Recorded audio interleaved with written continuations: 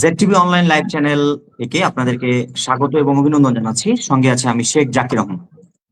দর্শক, আমাদের স্টুডিওতে আজকে উপস্থিত আছেন অত্যন্ত জনপ্রিয় মুখ, শুধু নারায়ণগঞ্জে নয়, অল বাংলাদেশের একজন জনপ্রিয় ব্যক্তি এবং জনপ্রিয় মুখ। আমাদের সঙ্গে যুক্ত আছেন মোহাম্মদ মোশাররফ হোসেন ভাই। উনি বাংলাদেশের সবচেয়ে বেশি রক্তদাতা হিসাবে পরিচিতি পেয়েছেন। আমরা তার সঙ্গে যুক্ত হয়েছি। উনি নারায়ণগঞ্জের কৃতি সন্তান, নারায়ণগঞ্জে ওনার জন্ম। আমরা ওনার সঙ্গে যুক্ত হয়েছি, ওনার সঙ্গে জানা অজানা নানা বিষয় নিয়ে আমরা কথা বলবো। দর্শক যারা দেখছেন এই লাইভটি, যদি এই বাংলাদেশের সর্বোচ্চ রক্তদাতার কাছে যদি আপনার কোনো প্রশ্ন থাকে, তাহলে আপনি নির্দ্বিধায় আমাদেরকে কমেন্টসে জানাতে পারেন। আশা করি আমাদের যে আজকের অতিথি, উনি আপনার প্রশ্নের উত্তর দিবেন। তো আমরা মোশাররফ ভাইয়ের সাথে আগে প্রথমেই আমরা একটু পরিচয় হব। মোশাররফ ভাই, আপনি যদি আপনার মুখে আপনার পরিচয়টা আমাদের জেড টিভি ভিউয়ার্সদেরকে দেন। আসসালামু আলাইকুম ওয়া রাহমাতুল্লাহি ওয়া বারাকাতুহু। ধন্যবাদ জেড টিভি জাকির ভাইকে। আমার নাম হচ্ছে মোহাম্মদ মোশাররফ হোসেন, বাসা ফাজিলপুর, এনায়তনগর ইউনিয়ন, নারায়ণগঞ্জের বাসিন্দা। আমি হরিহরপাড়া উচ্চ বিদ্যালয়ের ছাত্র। এই হলো আমার পরিচয়। আমি ছোটখাটো পাথরের ব্যবসায় পাথর ব্যবসা দিয়ে জীবিকা নির্বাহ করি। অনেক সময় অনেক বড় বড় লস খেয়েছি, তারপরও এই স্বেচ্ছাসেবী অঙ্গন থেকে বিচ্যুত হই নাই। আছি আলহামদুলিল্লাহ, মোটামুটি চলছে। জি, ধন্যবাদ। তো প্রথমেই যে বিষয়টা জানতে চাই মোশাররফ ভাই, যে আপনি প্রথম কবে এবং কিভাবে রক্ত দেওয়া শুরু করলেন? ধন্যবাদ, খুব সুন্দর প্রশ্ন করেছেন। 1997 সাল 1997 সনে সর্বপ্রথম আমি রক্তদান করি। আমাদের এক বন্ধু ছিল, নাম হচ্ছে আনিস, ওনার বাবার নাম হচ্ছে আব্দুর রশিদ কন্ট্রাক্টর। উনি একটা গার্মেন্টস এর মালিক, উনি কন্ট্রাক্টর, ওনার অনেক লোকবল আছে। ওনার রক্তক্ষরণ হচ্ছে, অনেকদিন যাবত রক্তক্ষরণ হচ্ছে, কিন্তু কোনো ডোনার খুঁজে পাচ্ছে না। রক্ত দিলেই শরীর থেকে বেরিয়ে যায়। একদিন আমাকে বললো যে, বন্ধু আজকে আপনার রক্ত দিতে হবে। এখন আমি বললাম, ভাই আমার কি বয়স হয়েছে? না দোস্ত, না দোস্ত আছে, একটু স্বাস্থ্য ভালো আছে, চলবো। বয়সটা চুপ করে বসে থাকবা, যা আছে আমরা বলবো। সেই থেকে দেয়া। উনি বলার পরে ক্রস ম্যাচিং করলো, ব্লাড গ্রুপ চেক করা হলো, ব্লাড গ্রুপ নিল, আমাকে নিয়ে গেল ঢাকা শান্তিনগর পদ্মা ক্লিনিক। ওইখানে আল্লাহর রহমতে আমি প্রথম রক্তদান করি। আর ওই রক্তদানের পরে, আমার ওই রক্ত দেওয়ার পরে ওই ভদ্রলোকের রক্তক্ষরণ বন্ধ হয়ে যায় আলহামদুলিল্লাহ। তখন আমার মাথায় একটা খেয়াল আসলো যে উনি এত সম্পদশালী, অনেক লোকজন পরিচিত আছে, ওনার রক্ত খুঁজে বের করতে যেহেতু একটু ব্যাক পেতে হয়েছে, আমার মতো মানুষের যদি রক্তের প্রয়োজন হয়, সেই ক্ষেত্রে আমি রক্ত কোথায় পাবো? আমি চিন্তা করলাম, যে রক্ত দেওয়া শুরু করলাম। তখন রক্তের দেওয়া শুরু করার সাথে সাথে আমি যাদেরকে রক্ত দেই তাদের নাম, ঠিকানা, কার মাধ্যম হয়ে দিয়েছি, কোন হাসপাতালে দিয়েছি, এভরিথিং ডিটেল সব রেখে রাখি। লিখে রাখার উদ্দেশ্য একটাই, যখন আমার রক্তের প্রয়োজন হবে তখন আমি কারো কাছে না পেলেও অন্তত তাদের কাছে আমি রক্ত পাবো। সেই উদ্দেশ্যে আমি এগুলো আজ অব্দি সব লিখে রেখেছি। তো ধন্যবাদ মোশাররফ ভাই। আমরা দ্বিতীয় প্রশ্নে আসতে চাই। এখন পর্যন্ত আপনি কতবার রক্ত দিয়েছেন? আলহামদুলিল্লাহ, আল্লাহর রহমতে আমি 194 বার রক্ত দিয়েছি। এর মধ্যে হোল ব্লাড হচ্ছে 104, বাচ্চাদেরকে দেওয়া হয়েছে 2 বার, আর প্লাটিলেট দেওয়া হয়েছে 88 বার। অনেকের মধ্যে ধারণা আছে যে এই রক্তদান সম্পর্কে অনেকে বিষয়টা বোঝে না, যেই কারণে ওনারা যখন 194 বার শুনে, তারপরে ওনারা ক্যালকুলেটর নিয়ে বসে হিসাব করা শুরু করে যে 4 মাস দিয়ে। আসলে বিষয়টা এরকম না। 4 মাস হচ্ছে হোল ব্লাড, অর্থাৎ লাল রক্ত টু লাল রক্ত। আর এর মাঝখানে যে আমরা যে প্লাটিলেট দিতে পারি, অর্থাৎ প্লাটিলেট দেওয়া যায় 15 দিন পর পর। 15 দিন পর পর যদি আমি প্লাটিলেট দেই, বছরে 24 বার দিতে পারি আমি। অর্থাৎ 4 বছরে আমি 100 বার দিতে পারি প্লাটিলে। সেই হিসাবে আমার কাউন্টটা এরকম বেশি হয়েছে। এই হোল ব্লাড 104, বাচ্চাদেরকে 2 বার, আর প্লাটিলে 88 বার, এই হচ্ছে 194 বার। আরেকটা কথা বলি, এটা যারা প্লাটিলেট দেয় তারা এই হিসাবটা বুঝবো, আর যারা প্লাটিলেট সম্পর্কে ধারণা নাই তাদের এই সম্পর্কে বুঝাইয়া মানে যতই বুঝাই তারা বুঝতে চেষ্টা করবে। জি ধন্যবাদ। মোশাররফ ভাই, এই যে অল্প বয়সে অর্থাৎ এত কম বয়সে এতবার রক্ত দেওয়া কি আসলে সম্ভব? জি সম্ভব। এটা হলো আপনার এই বাংলাদেশে প্রচুর পরিমাণে রক্তের চাহিদা, মুমূর্ষু রোগীর অভাব নেই। আপনি হাসপাতালে গেলেই দেখতে পাবেন প্রচুর পরিমাণে মুমূর্ষু রোগী আছে যাদের রক্তের প্রয়োজন, কিন্তু সেই পরিমাণে রক্তদাতা খুব কম। যেমন আমি রক্তদান করি, আবার রক্ত লোকজনকে সংগ্রহ করে দিই। আমার কাছে প্রতিনিয়তই 10 জন 12 জনের রিকোয়েস্ট আসে। আমার যখন রক্তদানের সময় হয় তখন আমার আর কাউকে খুঁজতে হয় না যে কেউ রক্ত লাগবে কিনা, অলরেডি আগ থেকেই শিডিউল দেওয়া থাকে। আবার অনেক সময় এরকম হয় মাঝে মাঝে যে আমার রক্তদানের জন্য আমার ফেসবুকে পোস্ট করতে হয়, আমি রক্ত দেব, কারো কাছে রুগী থাকলে আমাকে জানাবে। এই হচ্ছে বিষয়টা। এই রক্তদান করতে গেলে এটা সম্ভব, অল্প বয়সেই সম্ভব। আর রক্তদানের নিয়ম হচ্ছে 18 বছর থেকে শুরু করবে। আপনার বাংলাদেশে এই নিরাপদ রক্ত পরিসঞ্চালনের নীতিমালা অনুযায়ী 60 বছর পর্যন্ত আপনি দিতে পারবেন। আর আন্তর্জাতিক ভাবে এটার বয়সটা আরেকটু বেশি আছে, 80+ আছে, কিন্তু বাংলাদেশের অনুযায়ী 65 ধরা হয়েছে, কিন্তু 60 পর্যন্ত আপনি দিতে পারবেন, এটা কোনো সমস্যা নেই। সুস্থ সবল প্রতিটা মানুষই দিতে পারবে। ওকে, ধন্যবাদ মোশাররফ ভাই। আরেকটা বিষয় জানতে চাই যে প্রথম যখন আপনি রক্তটা দিয়েছেন তখন কি আপনি কোনো ভয় পেয়েছিলেন আর দ্বিধা ছিল? না, আমার তখন কোনো দ্বিধা ছিল না, আর ভয় লাগে নাই। আমার ভিতরে একটা উৎসাহ উদ্দীপনা কাজ করছে, কারণ এই ভদ্রলোককে রক্ত দেওয়ার সাথে সাথে রক্তক্ষরণ হচ্ছে, রক্ত শরীরে থাকছে না। আমি খালি আল্লাহর কাছে দোয়া করছি যে আমার রক্তটা দেওয়ার পরে যদি না শরীরে রক্তক্ষরণটা বন্ধ হয়ে যায় তাহলে খুব ভালো লাগবে। আমার ওই টেনশনটা ছিল, আমি যে কখন কোন ফাঁকে রক্ত দিয়ে ফেলেছি এটা আমার মনেই হয় না। ওকে, ধন্যবাদ। তো এমন কোন ঘটনা কি আপনার মনে আছে যে স্মরণীয় ঘটনা, যে রক্ত দিতে গিয়ে কোনো ঘটনা, যে ঘটনা আপনার এই মুহূর্তে মনে পড়ছে, এরকম কি কোনো ঘটনা আছে? আসলে মানুষের প্রতিটা মুহূর্তই নতুনত্ব, প্রতিটা মুহূর্তেই নতুনত্ব, আর রক্তদানের প্রতিটা মুহূর্তই এটা নতুনত্ব। আমি যাদেরকে রক্ত দিয়েছি এরকম অসংখ্য লোক আছে যাদের সাথে আমার খুব ভালো সম্পর্ক হয়েছে। যেমন আমি 50-60-এর উপরে হইবো আমি হিন্দু লোককে রক্তদান করেছি। আমাদের রক্ত এলাকায় অনেক হিন্দু পুরুষ মহিলা তাদেরকে দিয়েছি, তাদের সাথে একটা ভ্রাতৃত্বের সম্পর্কের মতো হয়ে গেছে। অর্থাৎ এই রক্তটা এই দেয়া এবং নেয়ার মাঝখানে একটা পারস্পরিক একটা সম্পর্ক মজবুত হয়েছে। যাদেরকে আমি আগে চিনতাম না তাদেরকে খুব কাছের মনে হয়েছে। আর রক্তদানের দেওয়ার পরে আমার কাছে এরকম একটা মনে হয় যে আমি আজকে রক্ত দিয়েছি, হয়তো আমি পৃথিবীতে বেঁচে থাকবো না, আমার এই রক্তটা প্রবাহিত হইতে থাকবে হয়তো আরো 500 বছর, এরকম আছে আল্লাহ চাইতো কিয়ামত পর্যন্ত যেতে পারে।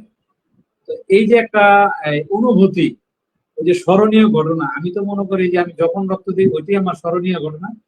তাছাড়াও দুই একটা ঘটনা আছে, যেমন এই রক্ত নেওয়ার জন্য আকুল আবেদন জানাচ্ছে, কাকুতি মিনতি করছে, অথচ তার নিজের রক্ত নিজে দিতে চাচ্ছে না, এরকম ঘটনা আছে। তারপরে প্রায় 8 কিলোমিটার রাত্রে 3টা বাজে হেঁটে গেছি, এরকম ঘটনা আছে। আবার ফিরা হেঁটে আসছি, চাঁদ রাতের দিন আমি রক্ত দিয়েছি। এটি অনেক অনেক এরকম স্মরণীয় ঘটনা। ওকে, ধন্যবাদ। একটা বিষয় জানতে চাই মোশাররফ ভাই, যে এতবার রক্ত দেওয়ার পরও 194 বার রক্ত দেওয়ার পরেও আপনি আপনার স্বাস্থ্যটা মাশাআল্লাহ আল্লাহ ভালো রেখেছেন, এটা কিভাবে ভালোটা রাখেন? আপনি কিভাবে সুস্থ থাকেন? আলহামদুলিল্লাহ, খুব সুন্দর প্রশ্ন করছেন। আমি মনে করি যে খাদ্যাভ্যাস এবং কি নিশা পানি থেকে মুক্ত থাকলে একটা মানুষ সুস্থ থাকতে পারে। নিয়মিত খাদ্যাভ্যাস, সুষম খাদ্যাভ্যাস, এগুলো যদি কেউ মেনটেন করে চলে আর নেশা থেকে দূরে থাকে, তাহলে তাকে ফিট থাকা সম্ভব। আর শারীরিক পরিশ্রম এটা তো আছেই।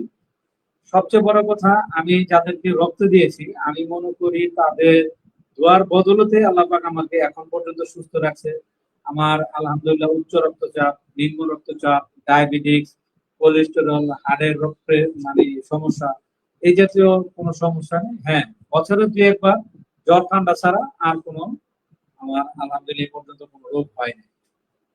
মাশাআল্লাহ, আলহামদুলিল্লাহ। তো আরেকটা বিষয় আমরা চলে আসি, যে যারা অনেকেই এখন রক্ত দিতে ভয় পায়, আসলে রক্ত দিতে ভয় পায় যারা, তাদের উদ্দেশ্যে আপনি কি বলতে চান? তাদের উদ্দেশ্যে আমার একটা কথা, সেটা হলো আল্লাহ বাঁচাবে প্রাণ, আমরা করবো স্বেচ্ছায় রক্তদান। এটা সবসময় বিশ্বাস করবেন। রক্ত দিলেই যে বেঁচে যাবে বিষয়টা এরকম না। আল্লাহ আমার রক্ত দ্বারাতে একটা মানুষকে জীবন দান করবে, এটাই সবচেয়ে বড় কথা মাথায় রাখতে হবে। আর রক্ত বানানো যায় না। পৃথিবীর কোনো ডাক্তার বিজ্ঞানী আজ অব্দি রক্ত বানাইতে পারে নাই, পারবেও না মনে করি। আশা করছি হয়তো ভবিষ্যতে পারবে কিনা জানি না। এই কারণে রক্তদানের বিকল্প নাই। আর মুমূর্ষু অবস্থায় রক্তদান তো জরুরি। আজকে যদি আপনি রক্তদান করতে নিরুৎসাহিত হন, যেহেতু রক্ত বানানো যায় না, আপনার ফ্যামিলির কারণ যদি রক্তের প্রয়োজন হয়, আল্লাহ না করুক, তখন যারা রক্তদান করছে এখন স্বেচ্ছায়, তারা যদি রক্ত না দেয়, তখন আপনি রক্ত কোথায় পাবেন? যেহেতু রক্ত বানানো যায় না, সুতরাং আপনি স্বেচ্ছায় রক্তদান করুন। আজকে আপনি যেরকম আপনার বিপদের সময় রক্ত পাচ্ছেন, আপনার আপনি আরেকজনের বিপদে কাজে লাগে। এটাই একেবারে সবচেয়ে সহজ পন্থা। কারণ আপনি এই কোনো ভয় পাবেন না। রক্তদান করলে একটা পিপিলিকা যেরকম কামড় দিলে যেরকম, এরকম। অর্থাৎ সুইটা দেখলে অনেকে ভয় পায়, আসলে এই সুইটা অতই না। যখন শরীরে পুশ করবে রগের মধ্যে, আপনি টেরই পাবেন, অল্প একটু ব্যথা পাবেন, পরে ঠিক হয়ে যাবে। রক্তদান করলে আপনারা এই একটা চেক আপ পাবেন, সেটা হলো 2500-1500 টাকা একটা চেক আপ। আপনার এই 5টা টেস্ট করে, hepatitis B, hepatitis C, HIV virus, তারপরে আপনার এই ম্যালেরিয়া আছে কিনা, এই জন্য 5টা টেস্ট করে। এগুলো আপনি ফিট আছেন কিনা, এটা আপনি যখনই রক্ত দিবেন তখনই আপনি টেস্ট করতে, অর্থাৎ আপনি নিজের ফিটনেসটা আপনি জানতে পারতেছেন যে আসলে আপনার কোনো মরণ ব্যাধি আক্রান্ত হয়েছেন কিনা, তাও আপনি এটা দিয়ে জানতে পারছেন। সুতরাং স্বেচ্ছায় রক্তদানে এগিয়ে আসুন। যারা তরুণ রয়েছেন তারাও রক্ত দিতে পারবেন, তাদের মাঝে। ওকে, তো এরপরে আমরা চলে আসি হচ্ছে রক্তদানের ক্ষেত্রে বর্তমানে সবচেয়ে বড় সমস্যা কি দেখেন আপনি? রক্তদান ক্ষেত্রে সবচেয়ে বড় যে সমস্যাটা দেখি, সমস্যাটা হচ্ছে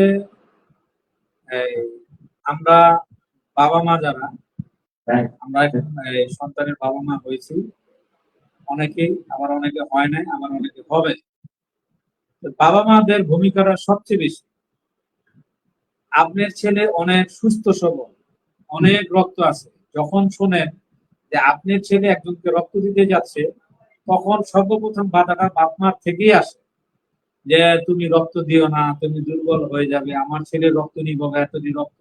এই মা এবং বাবারা অতি আদরে এই সমস্ত কথা বলে সন্তানদেরকে একটু নিরুৎসাহিত করে। বাবা মার ক্ষেত্রে না, প্রথম বাধা পরিবার থেকে আসে। পরিবার থেকে।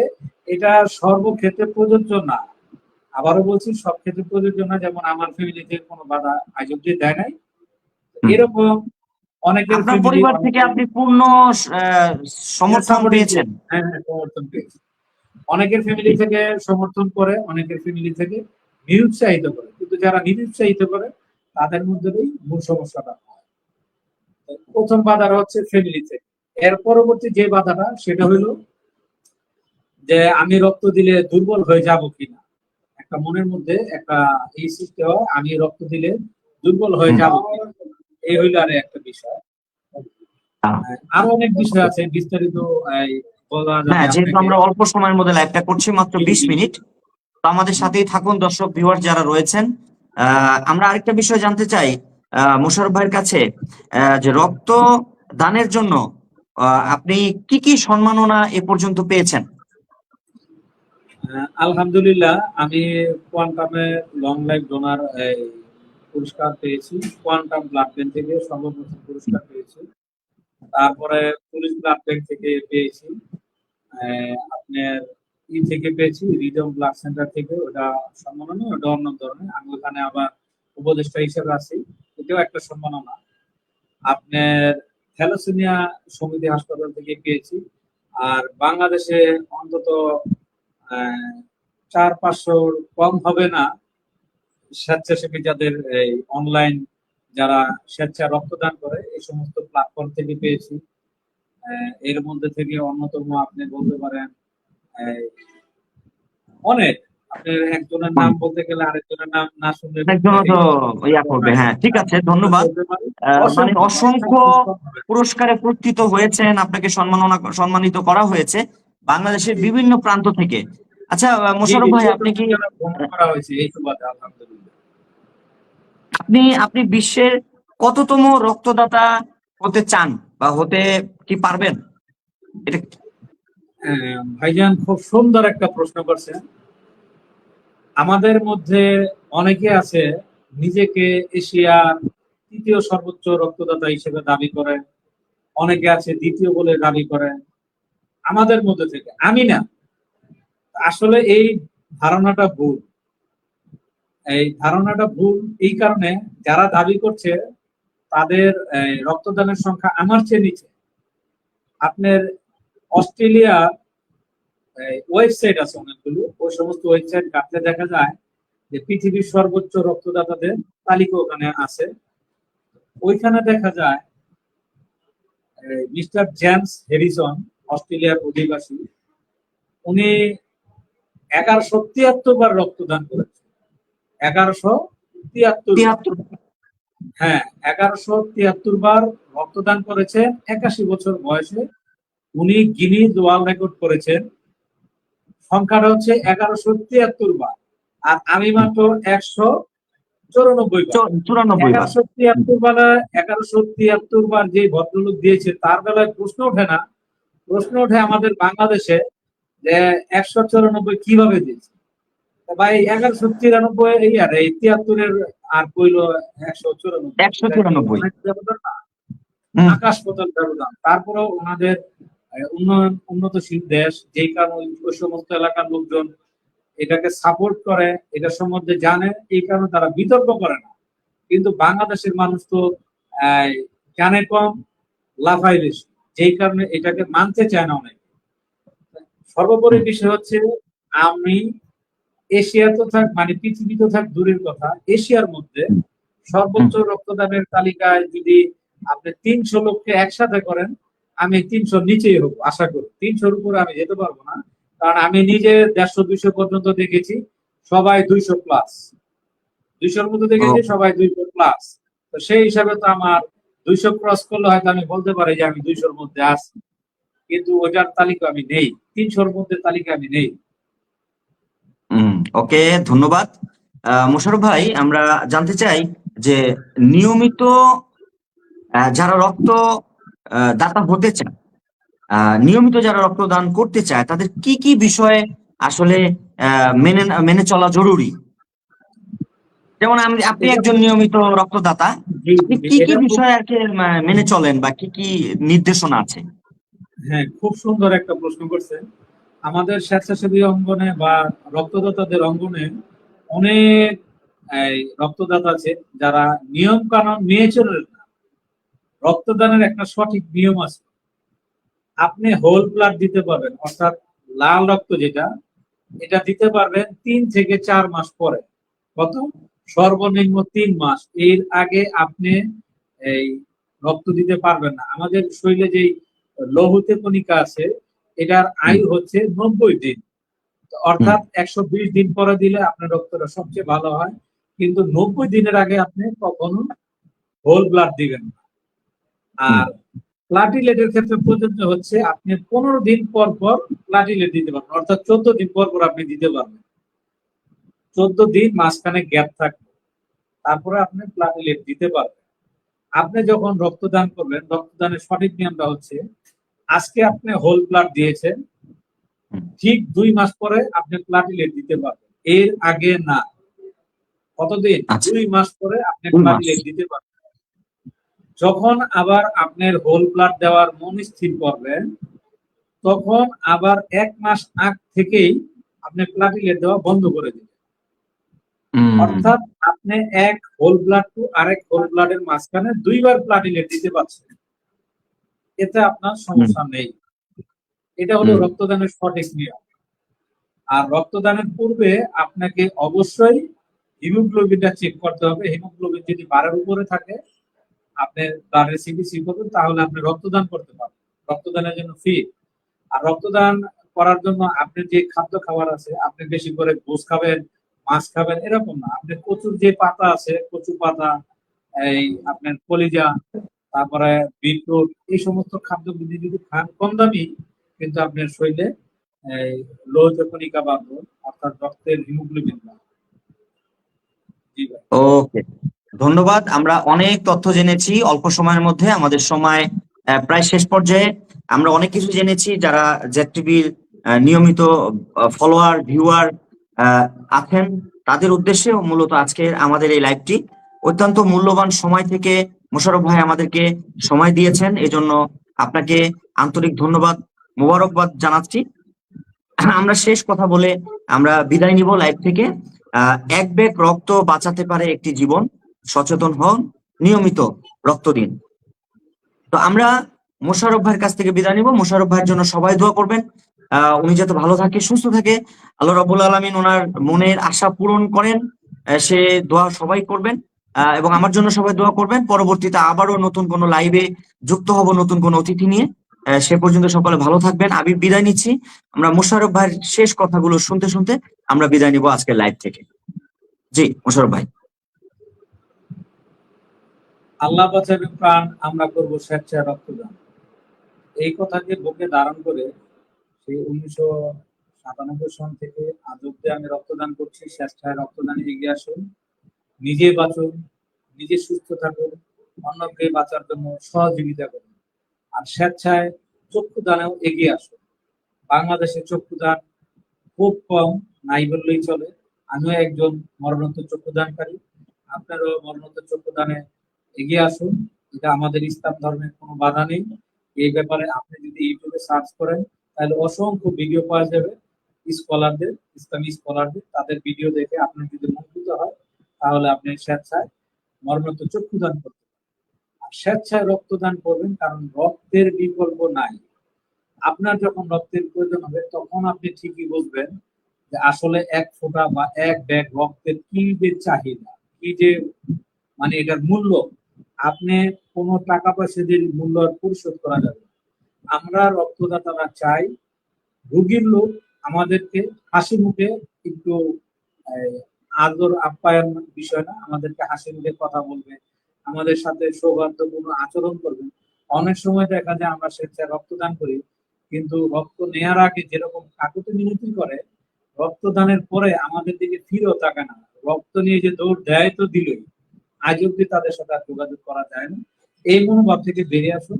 সবাই একটু রক্তদাতাকে একটু খোঁজ খবর নেবেন যে এই লোকটা, ভদ্রলোকটা সুস্থ আছে কিনা, ভালো আছে কিনা। আলহামদুলিল্লাহ, অনেকে এই খোঁজ খবর রাখে। আমি যাকে প্রথম রক্তদান করেছি, আমাদের বন্ধু যে রশিদ, ওর বাবা ইন্তেকাল করেছে, কিন্তু ও আমার সাথে এখনো যোগাযোগ করে।